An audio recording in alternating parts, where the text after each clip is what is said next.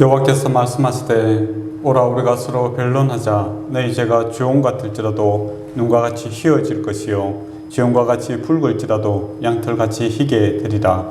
너희가 절개 순종하면 땅의 아름다운 소산을 먹을 것이요 너희가 거절하여 배반하면 칼에 삼키어지리라. 여호와 입의 말씀이니라. 아멘. 아버지 하나님, 우리 마음속이 천국으로 변화되기를 원합니다. 주님 주신 그 평안과 기쁨을 맛보며 살아가기를 원합니다. 그러나 우리가 주님 바라보지 못하고 또 세상에서 세상의 험한 물결을 바라보고 또 우리의 작은 능력 바라볼 때 우리 속에 마음속에 여러 가지 염려와 걱정이 우리를 물밀듯 우리를 사로잡고 있는 것을 바라보게 됩니다. 아버지 하나님, 이제 우리가 눈을 들어 주님을 바라보게 하시고 나의 도움이 어디로서부터 오는가를 생각하게 하여 주시옵소서. 천지를 지으시고 우리를 사랑하시는 주님으로부터 오는 그 평안함과 은혜를 경험케 하여 주심으로 세상을 이기는 자 되게 하여 주시옵고, 또 우리가 주님 앞에 나아가게 될 때 우리의 부족한 것들을 많이 보게 됩니다. 그럼에도 불구하고 주께서 우리를 안아주시고 평안 주시고 은혜 주실 것을 소망하는 믿음으로 주님 앞에 나아가게 하여 주심으로 우리의 허물과 죄악이 더 이상 문제가 되지 아니하게 하시고 주님의 은혜로 가득 찬 예배 시간 되게 하여 주시옵소서. 예수님 이름으로 기도드리옵나이다. 아멘. 자리에서 일어나셔서 찬송가 35장 1절을 부르며 하나님 앞에 나아가도록 하겠습니다.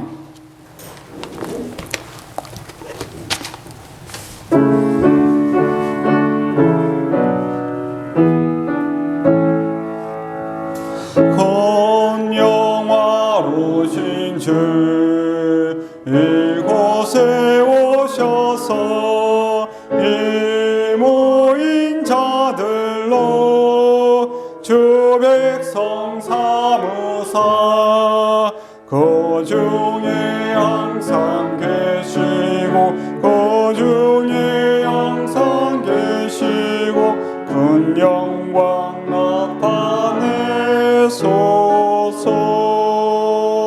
아멘. 우리의 사도신경으로 우리의 신앙을 고백하도록 하겠습니다. 나는 전능하신 아버지 하나님 천지의 창조주를 믿습니다. 나는 그의 유일하신 아들 우리 주 예수 그리스도를 믿습니다. 그는 성령으로 잉태되어 동년녀 마리아에게 나시고 본디오 빌라도에게 고난을 받아 십자가에 못 박혀 죽으시고 장사된 지 사흘 만에 죽은 자 가운데서 다시 살아나셨으며 하늘에 오르시어 전능하신 아버지 하나님 우편에 앉아 계시다가 그이로부터 살아있는 자와 죽은 자를 심판하러 오십니다. 나는 성령을 믿으며 거룩한 공예와 성도의 교제와 죄를 용서받는 것과 몸의 부활과 영생을 믿습니다. 아멘. 시편 149편을 교독하도록 하겠습니다. 할렐루야. 새 노래로 여호와께 노래하며 성도의 모임 가운데서 찬양할지어다. 이스라엘은 자기를 지으신 이로 말미암아 즐거워하며 시온의 주인은 그들의 왕으로 말미암아 즐거워할지어다. 춤추며 그의 이름을 찬양하며 소고와 수금으로 그를 찬양할지어다. 여호와께서는 자기 백성을 기뻐하시며 겸손한 자를 구원으로 아름답게 하시니구나. 성도들은 영광 중에 즐거워하며 그들의 침상에서 기쁨으로 노래할지어다. 그들의 입에는 하나님에 대한 찬양이 있고 그들의 손에는 두 날까지 칼이 있도다.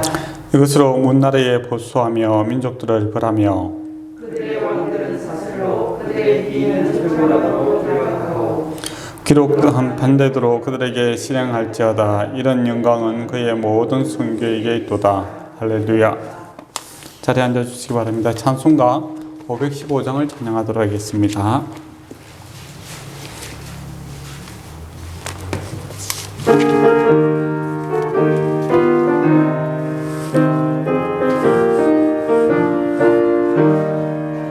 눈을 들어 하늘 보라. 어지러운 세상 중에 곳곳마다 상한 영의 탄식 소리 들려온다. 빛을 잃은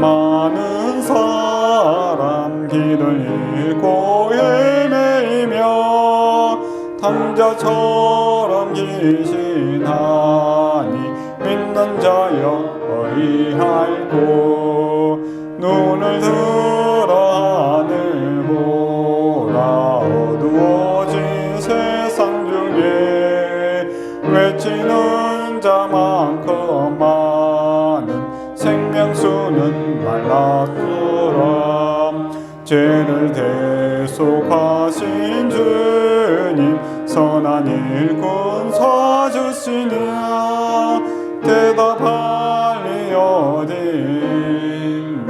믿는 자여 어이할고 눈을 들어 하늘 보라 살아계신 주 하나님 약한 자를 부르시어 하늘 뜻을 전하셨다 생명수는 홀로 예수 처음이요 나중이냐 주님 너를 부르신다 믿는 자여 어이할고 눈을 들어 하늘 보라 다시 사신 그리스도 만 백성을 사랑하사 오래 참고 기다리네 인내하신 우리 구주 의의 심판하시는 날 곧 가까이 임하는데 믿는 자여 어이할고 오늘 하나님의 말씀은 히브리서 보도록 하겠습니다. 히브리서 11장 21절 말씀입니다. 신약성경 365페이지에 있습니다.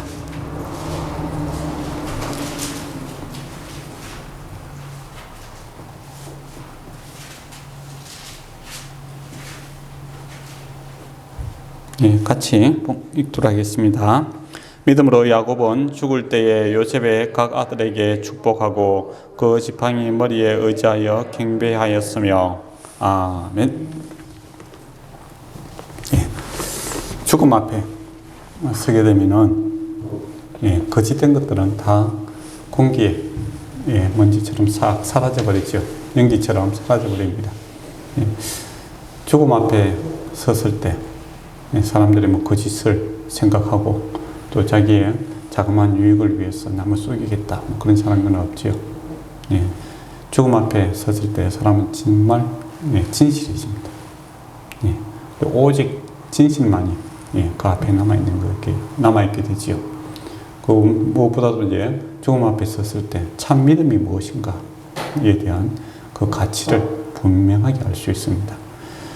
그래서 흉내만 내는 그런 신앙들은 사실 죽음 앞에 섰을 때 그것을 견디지 못합니다. 또는 뭐 거짓된 신앙들 아무리 뭐 건강할 때 평소에는 큰 소리 치고 뭐 그렇게 해도 죽음 앞에 막 따뜨리게 되면 그것이 아무 영향력을 미치지 못하는 것을 보게 되지요. 심히 두려워하고 염려하는 것을 보게 됩니다. 그리고 또 세상에 거짓된 평안들이 많지요. 세상이 줄 수 있는 재물이라든지 권세라든지 또 거짓 신앙들, 그 다음에 그 이단들이 주는 그런 뭐 평안들, 또 음악이 주는 평안함 이런 것도 있는데 죽음 앞에 섰을 때 그런 평안들은 다 사라지게 됩니다. 참된 평화 아니냐라는 이게 딱 그 하나에 의해서 이제 결정이 되는 것을 보게 되죠. 만약에 내가 이때까지 믿고 의지하고 살았던 것들이 정말 가치 없는 것들이다라고 가치 없는 것이었다면 그 순간에 그것이 분명하게 나타납니다. 무엇으로 나타나게 되냐면 공포로 나타나게 되죠. 심히 두려워하게 됩니다.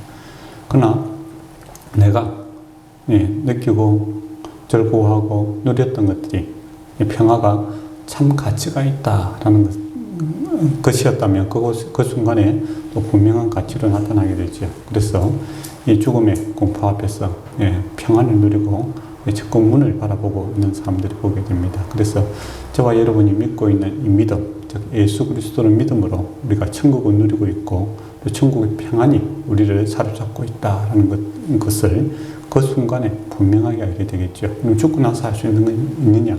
아닙니다. 우리가 살아가면서도 알 수 있고 또 그 순간에 사람들이 천국 문이 열리는 것을 많이 보게 되지요. 그래서 영혼이 아직 우리 몸에 있을 때 천국 문이 열리는 것을 보고 그 영광의 모습을 바라보고 감사하고 이렇게 돌아가시는 그 아름다운 모습을 보게 될 것입니다. 그러나 참 예수 그리스도를 믿음으로 받아들이지 않고 헛된 것들을 추구하고 살아갔던 사람들은 그 순간에 천국 문이 열리는 것이 아니라 아무것도 갈 곳이 없는, 또 더 나아가서는 어떻게 되겠습니까?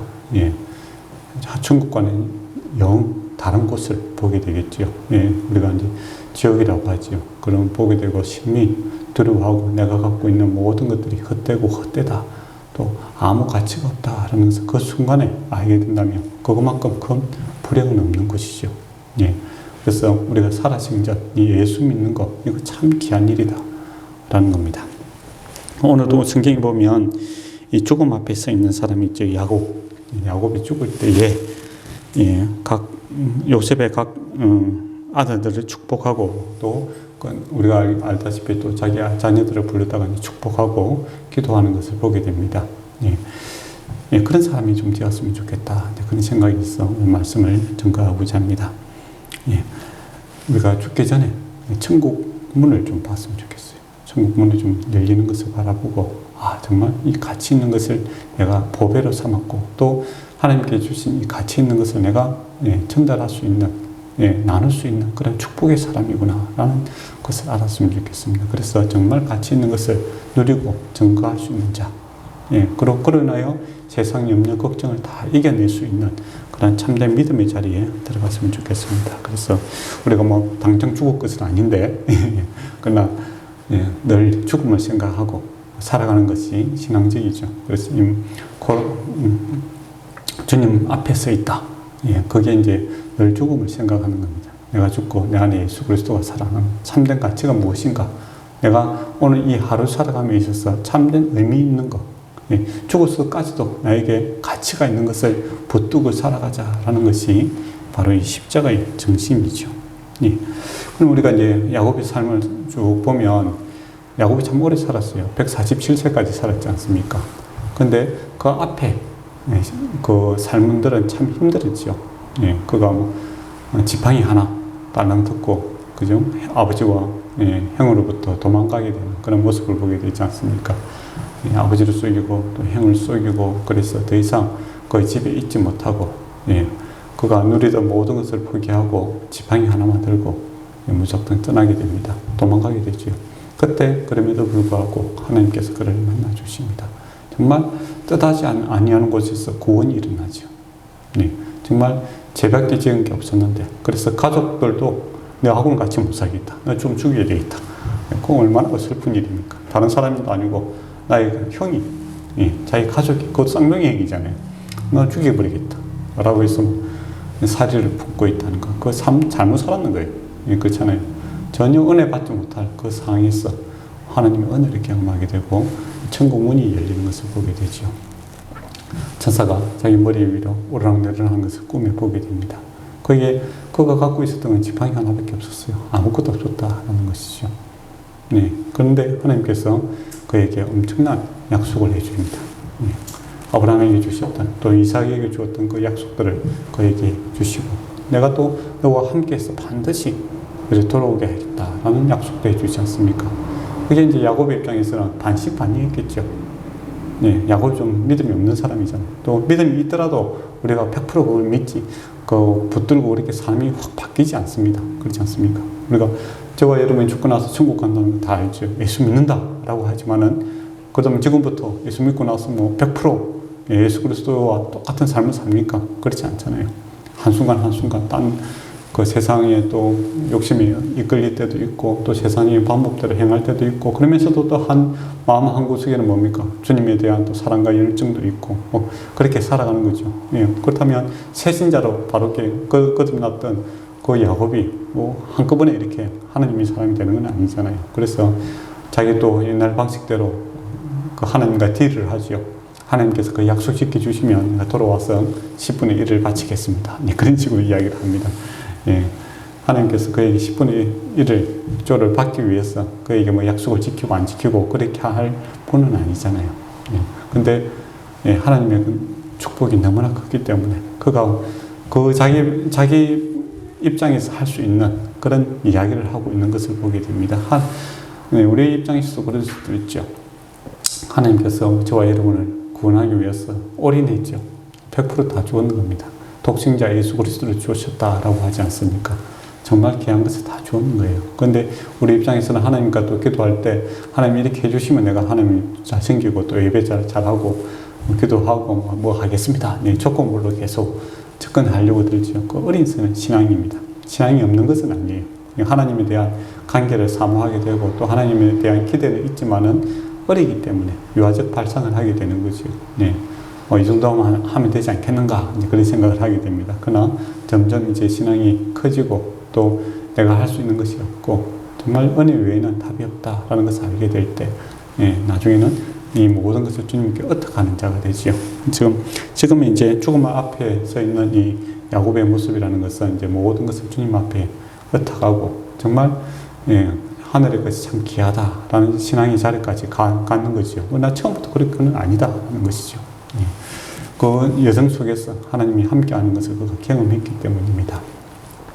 그리고 이제 그 삶을 보면 이제 그 옛날 습성은 못 버리죠. 자기 또 장인어른을 속이고 그렇게 하잖아요. 그리고 두려움 가운데 이렇게 살아갑니다. 그 건강할 때 그랬던 것 같아요. 힘이 있고 뭔가를 자기가 할 수 있고 삶의 주도권을 내가 좀 잡을 수 있다라고 사람들이 생각하면 자기 방법들을 계속 고집을 하게 되죠. 그런데 마지막 순간에 어떻게 됩니까? 요노강을 건너올 때 두려워서 그 작은 강을 건너지 못하죠. 그리고 천사를 만나게 되지 않습니까? 천사가 밤새도록 실험을 하죠. 민속 실험 아닙니다. 자기 힘인 줄 알고 죽기 살기로 싸웠던 거죠. 그러다가 천사가 어떻게 합니까? 엉덩이를 한 대 때립니까? 탈골이 되지 않습니까? 그러니까 정신이 번쩍 들었는 거예요. 아, 이게 사람이 아니구나. 죽이려면 벌써 나를 죽였구나. 그러면 하나님께서 보낸 천사다라는 것을 알게 되지요. 그러면서 이제 매달리기 시작합니다. 우리가 힘이 다 자기가 할 수 없고 내가 아무것도 아니다라고 할 때 신앙이 그때라도 이제 붙들 수 있는 게 참 은혜예요. 그게 또 신앙의 모습이기도 하고 물론 이제 건강하고 뭔가 다 할 수 있을 때 겸손해져 갖고 사람이 하나님 앞에 자발적으로 나와서 무릎 꿇고 주님의 나라와 의를 구하고 참 귀한 신앙이죠.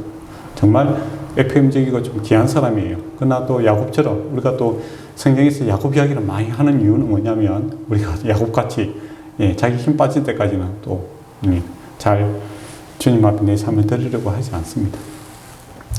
그런 이제 야곱이었죠. 그리고 주님 앞에 매달리게 됩니다. 신앙이 있으니 매달리겠죠. 신앙이 없으면 그 순간이라도 어떻게 하겠습니까? 하나님 원망하고 죽습니다. 근데 신앙이 있기 때문에 하나님을 찾게 되죠. 그러고 나서 이제 그 요단강을 건너와서 이제 약속의 땅에 들어왔을 때 그부터는 이제 야곱이 이제 실제적으로 육체적인 힘도 쇠해버립니다. 사람이 이렇게 활동량이 많이 줄겠죠. 여러분이 뭐 다리 한쪽 못 쓴다고 생각해 보세요. 그리고 그 사회가 뭐 지금처럼 뭐 전자 시스템이 되어 있는 사람도 아니고 그 목동의 삶이라는 것은 육체적인 그 힘을 기반으로 사는 그런 사회 아니겠습니까? 그러다 보니까 육체적인 힘도 이제 많이 약해지고 집안에서는 자기의 근위도 이렇게 많이 떨어지게 됩니다. 그때부터 이제 자기가 뿌려놓았던 것들이 어떤가를 배우게 되죠. 자기가 건강하고 젊었을 때 아버지를 속이고 형을 속이고 또 장인어른도 속이고 이 속였던 사람들을 대가품을 당하게 됩니다. 자기 자녀들이 이제 그를 속이게 되죠. 그가 자기 아들이 죽었다는 그런 또 형들의 자기 다른 자녀들의 이제 그 형들이죠. 요셉의 형들에 의해서 그런 이제 엄청난 상처를 받게 되죠. 그 나중에 또 자기 아들은 또 엉뚱한 짓을 하게 되고 그렇게 해서 마음이 늘 상하고 이렇게 막 인생의 쓴맛을 많이 보게 됩니다. 근데 참 감사하게도 이제 육신의 고통과 또 마음의 이제 그런 어려움들이 많아질수록 하나님께 더욱더 의지하고 정말 이 땅에는 소망이 없다. 주님 바랄 게 없다라는 이 마음의 신앙의 저 깊이가 점점 더해지는 것 같아요. 그러면서도 자기 자녀들이 자기를 그렇게 해도 그 버릴 수 없는 자녀에 대한 그 사랑이 부승이라는 게 있죠. 남 같으면 벌써 이렇게 뭐 죽이기도 하고 뭐 어떻게 보면 쫓아내기도 하고 뭐 그래 했을 건데 내 자녀이기 때문에 어쩔 수 없는 아버지의 마음을 그가 이제 알게 됩니다. 예, 그래서 그의 구원의 깊이가 되어지는 거죠. 그때 하나님께서 나를 왜 아버지를 속이고 형을 속이고 도망가는 이 지팡이 하나밖에 없는 아무것도 아닌 나를 왜 찾아왔는가? 라는 깊이를 알게 되겠죠. 내가 하나님의 자녀이기 때문에 하나님께서 어쩔 수 없이 나를 찾아왔구나. 내가 뭐 잘해서 그런 것이 아니라 내가 이삭이 아니구나. 에서보다 나은 사람이 아니라 하나님께서 선택하시고 하나님께서 나를 자녀로 삼았기 때문에 어쩔 수 없이 홀로 둘 수 없어서 그 밤에 나를 찾아왔구나 라는 것을 알게 되죠. 그리고 그 버니엘 사건이죠. 그 요단강 그 건너편에서 두려워서 어쩔 수 없는 그에게 천사를 보내시고 하나님의 얼굴을 보게 했던 그 하나님 마음. 내가 그 외국에서 삶이 떳떳하고 뭐 보람 있는 삶이 아니었지만 그 관계까지도 다 깨어버리고 지금 또 쫓겨서 오지만은 이 두려움, 염려 가운데서 홀로 있지 못하는 그를 위해서 또 약속의 땅에 들어갈 영치가 없고 능력도 없고 믿음도 없는 나를 위해서 붙들기 위해서 내가 천사와 밤새도록 싸운 것이 아니라 주님께서 나의 불신앙과 나의 믿음 없는 그것을 붙들고 밤새도록 싸웠다라는 이제 그 입장이 바뀐 그런 것도 이해가 되겠죠. 그러니까 자식들이 속을 썩이고 그러니까 얼마나 참 황당했겠습니까? 그럼에도 불구하고 그를 위해서 그 자녀들을 위해서 기도할 수밖에 없는 그 부모의 마음을 그가 이제 알게 되는 거지요. 그러면서 이제 야곱이 점점 이제 신앙이 깊어집니다. 옛날에는 뭐 기도 안 하고 이렇게 다니잖아요. 그죠? 뭐 애국을 가든 애국이란다. 바벨론 가든 기도하고 갑니까? 도망가 그냥 자기가 그 살 길이 있고 뭐 된다 싶으면 달려가잖아요. 그렇지만은 나이가 들고 이제 자기 아들이 이제 살아있다는 것을 알게 되지요. 애굽의 총리가 되었다는 것을 알게 됩니다. 그러면 예전 같으면요, 바로 달려가야 되죠. 그렇잖아요. 눈에 보이는 대로 따라가는 사람입니다. 그러나 그가 신앙이 성숙해졌어요. 그래서 눈에 보이는 것이 아니라 하나님 뜻을 구하는 자가 됩니다. 그건 놀라운 일이죠. 놀라운 일입니다. 우리 같으면 우리라면 또 나는 아니세 그렇게 할 수도 있으니까 나 같은 경우는 그럴 수 있겠어요. 충분히 눈에 보이고 아무리 생각해도 합리적이다 싶으면은 기도보다는 발이 빠른 게 또 인간의 마음인 것 같아요. 냅다 달릴 수가 있는데 그 순간에 하나님 앞에 기도를 하는 사람입니다. 그러니까 나쁜 거 보고 기도하는 그거 참 기도하는 사람 많아요. 어려운 상황을 가라 또 당해라 라고 했을 때 주님 어떻게 할까요? 기도하는 사람이 많습니다. 이왕이면 피할 수 있으면 피할 길을 주십시오. 그렇게 기도 많이 하잖아요.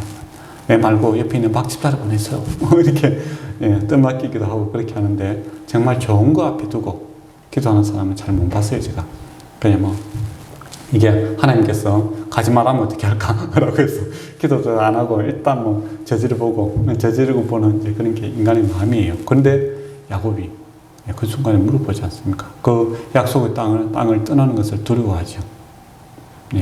옛날에는 정말 지팡이 하나 들고 아무 미래가 없는 갈대 우르를 떠나야 될 입장에서는 기도하는 믿음도 없던 사람이 이제는 모든 것이 다 보장이 되어 있잖아요.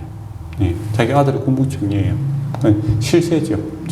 지금 같으면 미국 대통령보다 더 큰 힘을 갖고 있는 사람입니다. 그러니까 거기는 임기제잖아요. 임기 끝나면 끝인데 거기는 종신제예요. 죽기 전까지는 그 자리에서 내려오지 않는 절대 권력을 갖고 있는 그런 모습이 갖고 있습니다. 그 순간에 약속의 땅을 떠나는 것을 그가 두려워하고 기도하고 있는 모습을 보게 돼요. 그러니까 세상 가치관이 많이 바뀌는 거예요. 옛날에는 도움이 된다면 아버지의 유산이 자기에게 도움이 된다면 행도 속이고 아버지도 속이고 다 차지하고 싶었던 사람이 이제는 세상 금문보화보다는 하나님과 함께 살아가는 것이 더 귀하다라는 이 하나님에 대한 가치를 또 하나님에 대한 약속에 대한 가치를 그가 이제 알게 된 사람이죠. 그래서 정말 가고 싶은 하나님 앞에 기도하는 그런 정말 성숙된 그런 신앙을 보게 됩니다. 그래서 저와 여러분도 이제 그런 게 좀 있었으면 좋겠어요. 굳이 이제 힘 빠지기 전에 야곱처럼 몸도 못 쓰고 아무것도 못하는 그런 가운데 그렇게 하는 것보다 우리가 젊고 젊고 힘이 있을 때, 나는 이미 나이가 들었네. 그럼 어떻게 하면 성경에서 뭐 성령이 임하면 너희가 꿈을 꿀 것이다. 그렇게 이야기합니다. 우리가 날로 새로워진다. 이렇게 이야기를 해요. 젊어지는 비결은 아무리 화장품이 있는 게 아니고 성령 충만함을 받아야 젊어질 수 있습니다. 젊은 마음이 되는 거예요. 그래서 어쨌든 간에 이제 우리가 뭔가를 할 수 있을 때 하나님 나라에 대한 이 소망이 좀 있고 또 뭔가 할 수 있을 때 두려움으로 기도할 수 있는 자 되었으면 좋겠어요. 할 수 있다고 해서 막 마음먹거나 하면 안 되잖아요. 그래서 정말 뭔가를 내가 할 수 있을 때 두려움과 염려 속에서 기도할 수 있는 그 겸손함과 또 열정을 함께 품을 수 있으면 참 아름다운 삶이 되겠다 싶은 생각이 듭니다. 그리고 이제 애굽에 내려가지 않습니까? 애굽에 내려가서 정말 인생에 있어서 황금기를 맞이하게 됩니다. 17년 동안 거기서 살게 되죠. 그러니까 세상에서 부러울 것이 없는 모든 것을 다 그때 누리게 되죠. 어떻게 보면 뭐 인생에 있어서 뭐 이때까지 고생했는데 17년 동안의 그 삶이 모든 것을 보상하고도 남을 정도의 풍성함을 누리게 되지 않습니까? 소위 말하면 절대 권력을 가지게 되는 거죠. 애굽의 총리가 자기 아들이고 어떻게 됩니까? 거기서 자기가 원하는 고센 땅에 또 살게 되고 독립적인 그 삶을 장수를 정체성을 누리며 살아갈 수도 있고 또 장수하게 됨으로써 자기의 아들의 아들까지 정손자까지도 계속 보게 되는 그러한 장수의 복과 모든 것을 다 누리게 되는 것을 보게 됩니다. 그러면 일반적으로 사람이 충분히 어떻게 되겠습니까? 또 타락할 수 있겠죠. 사람이 그래요. 좀 어려울 때 이렇게 좀 주님 붙들었다가 살만하면 또 또 자기 방식대로 고집하고 살아가는 그런 경우가 많아요. 근데 이 야곱이 정말 사람이 많이 바뀌는 것 같아요. 그런데 이 세상의 모든 이제 권력을 다 맛보고 나서도 그의 가치관이 흔들리지 않는 사람으로 바뀌었습니다. 그게 이제 정말 이 신앙의 참 가치를 알고 이제 성숙해지면 이제 그렇게 되는 거죠. 그래서 사도 바울처럼 이제 그런 고백을 하게 되지 않습니까? 내가 부하나 가난하나 주님 안에서 내가 만족함을 배웠다. 그리고 더 나아가서 내가 한 사람이라도 구원할 수 있다면 나는 헬라인에게는 헬라인처럼 유대인에게는 유대인처럼 내 자신을 내려놓겠다. 그런 자리까지 나아가는 게 되는 그런 모습이 이제 바울에게 있죠. 그 지금 이제 야곱에게도 이제 그런 모습이 나타나는 겁니다. 세상의 좋고 나쁨에 의해서 뭔가를 결정하는 사람이 아니라 하나님의 언약, 하나님의 약속, 하나님의 꿈에 의해서 그가 뭔가를 결정하고 판단하는 그런 성숙의 자리까지 나아가게 되죠. 그래서 세상의 물질, 권세, 명예, 아름다운 것들에 의해서 좌지우지되는 사람이 아니라 주의 약속을 붙드는 그런 사람이 되었다라는 겁니다. 그래서 우리가 사도행전에서 말하는 세상이 감당치 못하는 세상이 위해서 움직이는 자가 아니라 하나님의 말씀에 의해서 살아 숨쉬는 자가 되고 있는 것을 보게 되죠. 그게 이제 저와 여러분이 성령 충만함을 받아야 되는 이유이기도 합니다. 그래서 우리 충분히 이제 흔들릴 수 있죠. 우리가 뭐 권력을 많이 안 가져봐서 그렇지 간접적으로 보면 그렇잖아요. 우리가 얼마 전에 뭐 미국 대선도 보면 뭐 트럼프라는 사람이 그럼 4년입니까 5년입니까? 4년이죠. 그 짧은 그 뭡니까 그 건세를 한번 맛보고 나니까 그거 내려오기 싫어갖고 뭐 얼마나 그 애렸습니까? 그렇죠? 또 뭐 우리나라도 그렇고 모든 건세자들이 뭐 그 절대 권력을 위해서 애쓰는 거 보게 되죠. 또 미얀마 사건도 일어나는데 그 군부가 이렇게 사람들이 이렇게 멀쩡한 사람들 총 쏴 죽이는 이유는 뭐겠습니까? 자기들이 그 권력을 놓기 싫은 거죠. 권력이라는 게 그런 것 같아요. 뭐 100만 명을 죽이더라도 내가 권력을 유지할 수 있으면 남의 죽음이 더 이상 자기의 아픔이 되지 않는 그만큼 유혹이 큰 것이 권력이죠. 근데 그런 권력이 그 탐하지 않는 자가 됩니다. 그거보다는 내가 하나님이 주신 이 약속의 땅을 바라보고 나의 정체성은 애굽의 귀족이 아니라 나는 목자다라는 것을 잊어버리지 않고 살아가게 되죠. 그게 그 야곱이 변화된 모습입니다. 그게 이제 저와 여러분도 이제 그런 가치관들이 그렇게 변화해야 되겠죠. 그리고 변해라 한다고 변하는 것이 아니라 보게 되면 변하게 됩니다.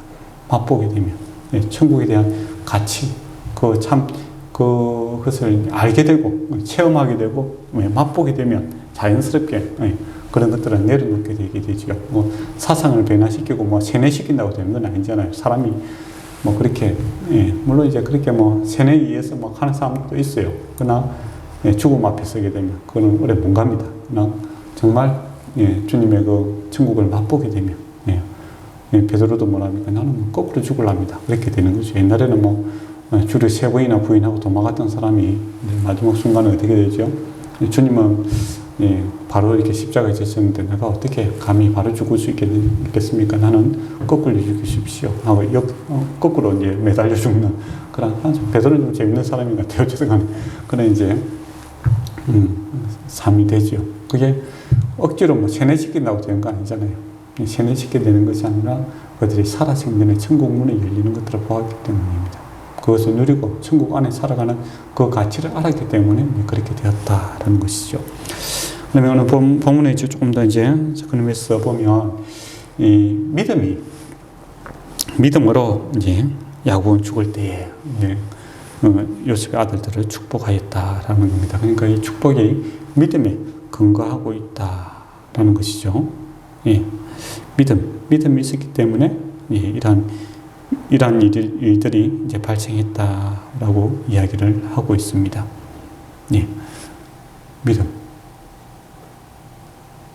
믿음이 이와 같이 죽음을 이기게 하고 또 더 나아가서 어찌할 수 없는 이 육체의 어떤 그 한계를 뛰어넘는 그런 것을 보여주고 있다라는 겁니다. 이때 이제 야곱이 어떻습니까? 이 기도하는 당시에는 눈이 어두워졌잖아요. 그죠? 그래서 손자가 누군지를 모릅니다. 에브라임과 므낫세인지 이게 안 보여요. 눈이 어두워 안 보이는 겁니다. 그런데 어떻게 되죠? 영적인 눈이 떠지는 거죠. 그래서 아버지의 마음, 즉 요셉 입장에서는 그 므낫세가 큰 아이잖아요. 큰 아이를 갖다 좀 이제 축복해 달라고 이렇게 데리고 왔는데 손을 갖다 쭈꾸로 하잖아요. 그러니까 아버지가 눈이 이제 안 보이니까 잘못 보는가 싶어서 바로 이렇게 교정을 시켜주려니까 아들아 내가 안다 이렇게 이야기를 하죠. 그러니까 육신의 눈은 어두워졌는데 영적인 눈이 밝아졌다라는 겁니다. 그래서 아버지 입장에서는 무엇을 봤는지 모르겠어요. 아들의 뭐 지혜를 볼 수도 있을 것이고 뭐 물론 이제 서열 때문에 꼭 그런 건 아니잖아요. 또 그럴 수도 있죠. 크게 영향을 미치지만은 사람 보기에는 지혜와 또 그 사람의 능력 이런 것들을 보고 축복의 또 가늠쇠가 될 수 있을 것 같아요. 근데 하나님은 그걸 안 봅니다. 재밌는 게 하나님께서는 사람의 재능이라든지 지혜, 지식 이런 것보다는 하나님의 은혜를 봅니다. 은혜 받으면 하는 장가. 그리고 영리함보다는 이 경건함을 보죠. 하나님께서는 거룩한 자를 쓰기를 원합니다. 그러니까 아버지 보기에는 큰아들이 나아서 보일 수 있는 것 같아요. 근데 하나님 보시기에는 작은 아이가 더 하나님 보시기에 복을 받을 사람이었다라는 겁니다. 하나님께서 항상 중심을 보시잖아요. 그 마음의 중심을 보십니다. 그리고 그 하나님의 시각을 야곱이 갖고 있다라는 겁니다. 육신의 눈은 어두워졌지만은 하나님 보는 시각을 가지고 축복해 주시는 것을 보게 되죠. 그게 믿음이었다라는 것이죠. 그래서 육신으로는 볼 수 없는 그것을 보고 기도하는 그런 사람이 되는 거죠. 육신의 한계를 뛰어넘는 사람입니다. 만약에 육신에 갇혀 있다면 그 순간에 남을 위해서 축복할 사람은 없어요. 잘 없습니다. 여러분이 돌아가실 때 믿음 없이 돌아가시는 사람들은 공포에 휩쓸려 버립니다. 다른 사람들을 위해서 기도하고 배려하고 이런 사람들은 없어요. 평소에는 그렇게 친절하고 그런 사람들도 자기의 이 두려움 앞에서 어찌할 바를 모릅니다. 두려워서 어찌할 바를 모릅니다. 그러나 주님 앞에 사로잡힌 자는 그 순간에 다른 사람의 생각에 희한하게 자기 몸이 아파 죽겠는데도 자기 가족과 자기도 사랑하는 사람들을 위해서 기도하는 그런 축복의 사람이 되더라라는 겁니다. 이게 육신의 한계를 뛰어넘는 것이 바로 육신이 영혼이 우리 몸에 있지만은 눈에 들어 천국 문을 통해서 그 천국을 이미 맛보고 있기 때문에 그런 힘이 그게 생기는 거죠. 그렇지 않으면 그걸 자기가 할 수 없는 일이죠. 여러분이 만약에 몸살 한번 나봐요. 다른 거 생각납니까? 아무 생각도 안 나잖아요. 그죠? 안 그렇습니까? 저도 시골 한번 갔다 왔더니 몸살 나고 피곤해갖고 밥 먹은 것도 잊어먹고 그렇게 잤어요. 그때 다른 사람 생각납니까? 안 나죠. 그냥 모든 게 귀찮다 그렇게 되죠. 근데 죽으면 그보다 훨씬 더 큰 거죠. 그런데 예, 천국 문을 바라보게 되고 또 천국이 내 안에 있고 또 주님께서 강하게 우리가 붙들어 주신 것을 경험하게 되면 이 모든 것을 뛰어넘는 이 축복의 말들을 하게 되는 것을 보게 됩니다. 그게 이제 믿음의 역할이죠. 네. 그래서 이제 믿음이 있으니까 이 한계를 뛰어넘는 그렇게 해서 보지 못한 것을 보게 되는 그런 참된 가치를 보게 되고 그것을 위해서 축복하게 되는 그런 사람이 되더라라는 겁니다. 우리 또한 그렇게 되었으면 좋겠어요. 세상을 이기는 방법이 믿음이다라는 겁니다.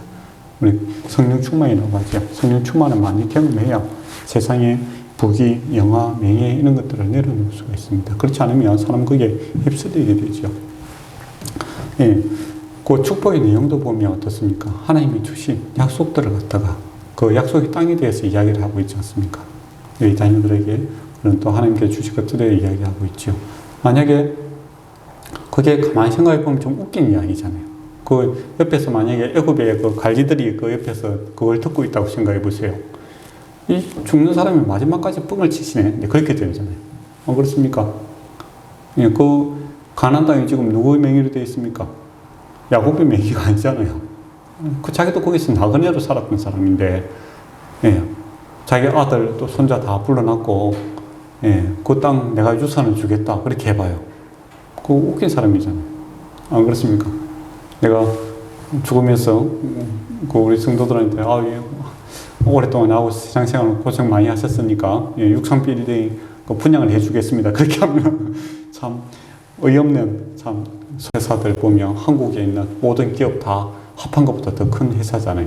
그게 주인이 이미 됐다고 생각해 보세요. 이미 됐는데 예, 한국 와서 예, 조그마한 고무가게 하겠다 이렇게 하면 이 사람이 좀 많이 좀 돌아가실 때 되니까 영 판단이 안 서는구나. 그렇게 객관적으로 보면 그렇게 이야기할 수밖에 없는 상황이에요.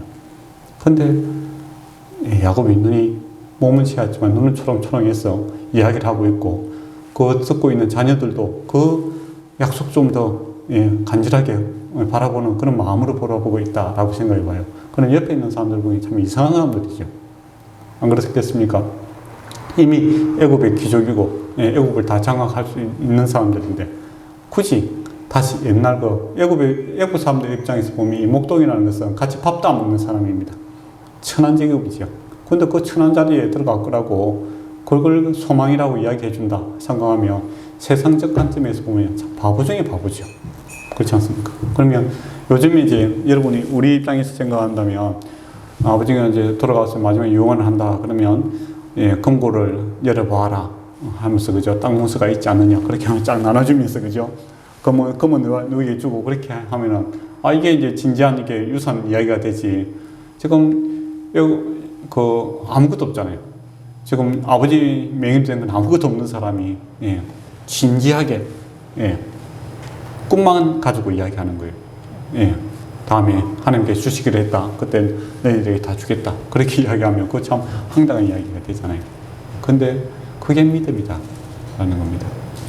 예, 세상의 욕심이 가득 차 있으면 뭐 검은 보화가 최고라고 생각하겠죠. 근데 주님을 알게 되니까 하나님과 함께 살다 보니까 그게 중요한 것이 아니라 하나님과 동행하고 하나님 약속이 최고더라라는 겁니다. 그래서 천국 가는 게 제일이다 그런 이야기가 되는 거죠. 우리 입장에서는 우리가 이 세상에 어떻게 사는 것이 중요한 것이 아니라 내가 마지막에 그 약속의 땅 천국에 들어가느냐 이게 제일 중요하다. 주님과 함께 살아가는 거 이게 제일 중요하다.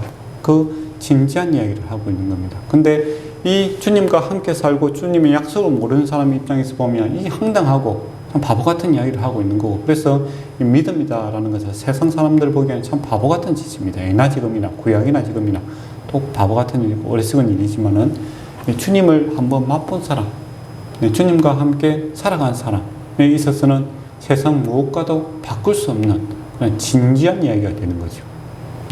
그걸 이제 야곱이 지금 하고 있다라는 겁니다. 그래서 야곱이 정말 주님에 대한 가치를 알게 되고 천국에 대한 가치를 알고 그 가치를 자기 자녀들에게 나누고 싶어주고 하는 그 애탐이 그 마지막 유언과 기도에 속해 있다라는 겁니다. 저와 여러분이 그걸 좀 누렸으면 좋겠어요. 여전히 세상 명예, 뭐 이런 것들에 사로잡혀 있다면 안타까운 일이죠. 그래서 정말 우리가 뭔가를 평가할 때 믿음에 또 하나님의 약속의 말씀에 근거해서 판단하고 결정할 수 있는 그런 믿음이 좀 회복이 되었으면 좋겠습니다. 그 야곱에게만 준 게 아니잖아요. 우리에게 다 주신 겁니다. 예. 그리고 이제 마지막에 성경 말씀 보면 그 지팡이 머리에 의지하여 경배하더라 이야기를 해요. 예. 뭐 지팡이 머리에 뭐 의지해서 뭐 경배하는 게 뭐 그리 대단한가 그런 생각이 들 수가 있겠죠. 상징적인 모습을 보여주는 겁니다. 그 지팡이가 뭡니까? 그의 삶을 다 함께 했던 지팡이 아닙니까? 그 약속의 땅에 쫓겨날 때도 그 지팡이 들고 왔던 거죠. 그죠? 예. 그 정체성을 나타나는 거죠. 예. 나는 지금 애굽에서 전혀 목동하고 관계없는 일을 하고 있지만 나의 정체성은 목자다. 목자다라는 것이고 나는 애굽에서 대글과 같은 큰 집에 살고 있지만 나는 나그네다 라는 겁니다. 그 주님과 함께 살아가는 이 나그네의 삶에 나는 감사하고 만족한다 라는 것을 보여주고 있는 것이 바로 이 마지막 장면입니다. 지팡이에 의지해서 물론 이제 힘이 없어서 그렇게 의지하겠지만 그러나 뭐 의지할 게 뭐 그거밖에 없겠습니까? 그죠? 근데 그 필요 없는 지팡이를 왜 그 계속 갖고 다니겠어요? 예, 검은 보화를 누리면서 그죠? 아 그러면 새로 뭐 금 지팡이를 하나 만들든지 그게 아니잖아요. 그 나무 지팡이 옛날에 갖고 다니던 그 지팡이를 계속 갖고 17년 동안 그러니까 하루 이틀 갖고 다닐 수는 있는 거예요. 그러나 17년 동안 그것을 죽음의 순간까지 그것을 지팡이를 갖고 있다라는 것. 그거는 거기에 있어서 그 자기 정체성을 자기가 확립하고자 하는 그런 모습이죠. 나는 지금 내가 애굽에 속해 있으나 내 몸은 비록 여기 있으나 나는 내 마음과 내 생각은 약속이 있다. 나 목자로서 살고 있다라는 겁니다. 그리고 나는 우리 조상들처럼 아버지, 할아버지처럼 또 아버지처럼 나는 이 세상에 나그네와 같은 삶을 살고 있다라는 것을 이야기하고 있는 겁니다. 저와 여러분도 그런 정체성이 있었으면 좋겠어요. 나는 어디에 있으나 나는 그리스도인이다. 나는 하늘나라 사람이다. 하늘 백성이다. 라는 이 정체성이 있어야 됩니다. 저와 여러분. 그렇잖아요. 거기에 대한, 그리고 또 마지막에 경배를 하지 않습니까? 찬양을 하고 있는 거예요. 그러니까 만족했다는 겁니다. 자기 삶에. 내가 그리스도인으로 살아간 것, 내가 하나님의 백성으로 살아간 것 정말 감사합니다. 이걸 마지막 순간에 이게 기도할 수 있는 그런 복을 누리고 있는 거죠. 그 저와 여러분이 이러한 복을 누려야 됩니다. 이게 다른 복이 아니라 이게 복이잖아요. 그죠? 마지막 순간에 정말 경배하고 찬양할 수 있고 노래할 수 있는 자. 그게 참 복된 사람이지 않습니까? 야곱이 그런 사람이죠. 그 나그네 삶, 주님과 함께 살아갔던 이 목자의 삶이 나는 세상 사람들 보기에는 그 애굽 사람들 보기에는 목자라는 것은 정말 지지분한 사람들이고 같이 밥 먹기도 싫은 그런 하층민 중에 하층민이라는 그런 생각이 들죠. 그렇지만은 자기 입장에서는 주님과 살아갔던 이 지팡이와 같이 걸었던 그 삶이 애굽의 부귀영화 어느 것보다도 더 가치 있고 결코 바꿀 수 없는 삶이고 또 마지막 이 순간에도 하나님께 찬양과 영광을 돌릴 수 있는 복이다라고 이렇게 외치고 있는 그런 야곱의 이 진실됨을 우리가 좀 누렸으면 좋겠다라는 겁니다. 마지막 순간에 뭐 퍼포먼스 남에게 보여주기 위해서 하는 게 아니잖아요. 그죠? 뭐 이미 그런 단계를 넘었습니다. 마지막 순간인데 진실만이 남아있는 거지. 그래서 저와 여러분도 내가 하나님의 사람이다. 저와 여러분이 하나님의 사람들입니다. 나의 정체성은 도시에 살든 시골에 살든 뭐 큰 집에 살든 새로 살든 나는 나그네다. 주님과 함께 길을 갖고 있는 나그네의 삶을 살고 있고 나의 본향은 저 천국이다 라는 것을 정말 이렇게 뭐 삶으로 이렇게 표현할 수 있고 알고 누릴 수 있는 자 되었으면 좋겠습니다. 말씀을 정리하도록 하겠습니다. 죽음 앞에 있을 때 진실만이 남습니다. 진실만이. 근데 야곱이 누렸던 그 진실을 저와 여러분도 함께 누렸으면 좋겠습니다. 그래서 이 믿음이 우리 육신의 연약함 뛰어넘고 세상의 부귀영화도 뛰어넘고 주님 나라 바라볼 수 있는 자 되었으면 좋겠고 참 가치 있는 것들을 가치 있다고 이야기하고 맛볼 수 있고 또 전할 수 있는 자 되었으면 좋겠고 더 나아가서 이 야곱처럼 하나님 앞에 경배할 수 있는 경배의 삶이 되기를 축원합니다. 기도하도록 하겠습니다. 아버지 하나님, 참으로 주님과 함께 살아가는 이것이 우리에게 참 복임을 고백합니다. 주님께서 우리를 그럼에도 불구하고 하나님의 자녀를 삼으시고 하나님의 백성을 삼아주심에 감사드립니다. 이 믿음이 우리를 붙들어 주시옵고 이 믿음의 소망이 우리를 다시 열정으로 불태우게 하여 주시옵고 우리의 육신의 눈은 점점 상하고 또 우리 관계는 세상의 것들은 점점 약해질지라도 주님에 대한 사랑과 열망은 더욱더 불탈 수 있게 하여 주시옵고 또 일시적인 것이 아니라 영원한 것들을 바라볼 수 있는 자들 되게 하여 주시옵소서. 그리고 가치 없는 없어질 바람에 날아가 버리는 가라지와 같은 것들을 붙드는 자가 아니라 참된 진리와 알곡을 붙들 수 있는 그런 진실된 자 되게 하여 주시옵소서. 우리 구원하신 우리 주 예수 그리스도 이름으로 기도드리옵나이다. 아멘. 찬송가 516장을 찬양하도록 하겠습니다.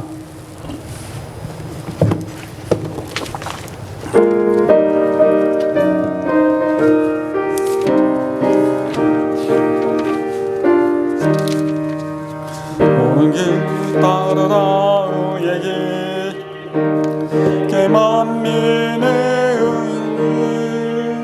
의를 따라서 살 길은 온 세계에 전하세 만 백성이 나갈 길 어두운 밤 지나서 동튼다 하나님 보아라 저기 주 예수의 나라 이 땅에 곧 오겠네 주 예수 따르라 승리의 주 세계 만민이 나가길 길과 진리요 참 생명 내 장검을 부수고 다 따르라 평화 어두운 밤 지나서 동튼다 하나님 보아라 저기 주 예수의 나라 이 땅에 곧 오겠네 놀라운 이 소식 알리어라 세계 만민을 구하려 내 주 예수를 보내신 참 사랑의 하나님 손이 나갈 길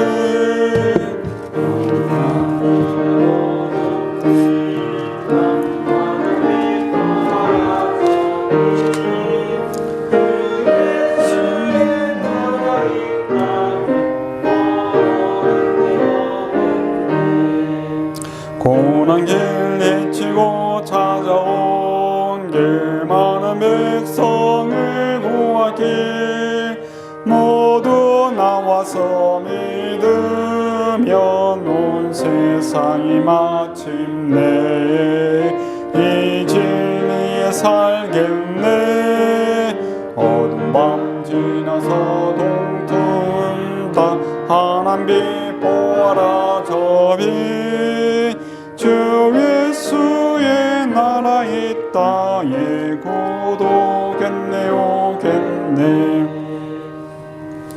헌금을 위해서 기도하도록 하겠습니다. 아버지 하나님 감사합니다. 저희를 구원하시고 우리의 삶에 늘 함께 동행해 주심에 감사드립니다. 또 우리가 방황하고 어찌할 줄 모르는 인생들에게 길이 되시고 생명이 되시고 진리가 되어 주심에 감사드립니다.